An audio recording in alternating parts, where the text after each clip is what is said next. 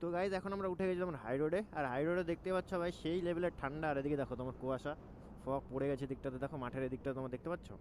আর এখন রাস্তাতে যাচ্ছে তোমার একটা NS2 রাস্তাতে রয়েছে আমরা।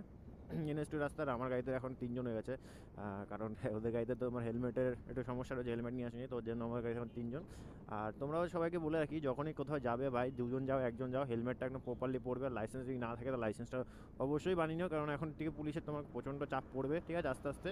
আর এটা তোমাদের নিজেদেরই সেফটি, সো হচ্ছে মানে এমনভাবে চলবে যেন কোনো সময় কেউ তোমাদের আটকাতে না পারে, যে ভাই তোমাদের কাছে হেলমেট নেই কেন, তোমাদের লাইসেন্সের জন্য কেন আটকাবে। ভাই পুরো যাবে প্রপারলি হবে, একদম সব কিছু পড়ে একদম সব কিছু নিয়ে যাবে। আর এখন দেখতে পাচ্ছ রাস্তার খুব অবস্থাটা এই রকম। আর এই লাইটটা দিয়েছে, লাইটটাতে আমি এতদিন খেয়াল করিনি, বাট খুব সুন্দর লাগছে আর খুবই উপকারী। বাট হচ্ছে লাইটটা আমাদের চোখের সামনে লাগছে, যাই 4 চাকারও যাই না কতটা কি লাগবে চোখের মধ্যে, বাট আমাদের চোখের মধ্যে লাগছে অনেকটা দেখছি। আর রাস্তার অবস্থা দেখতে পাচ্ছ এরকম ভিউ।